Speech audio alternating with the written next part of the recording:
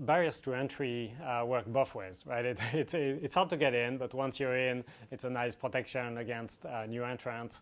I think in general, marketplace lending and fintech probably has lower barriers to entry than traditional bankings.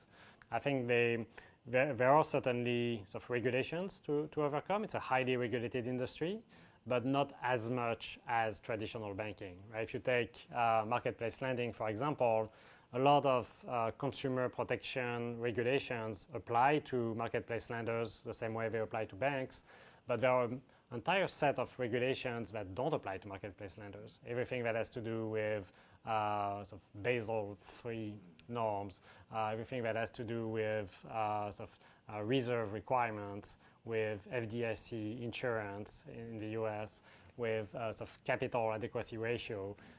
All that does not apply for good reason, because marketplace lenders don't have their own balance sheet and they don't take deposits, and so they don't put deposits at risk.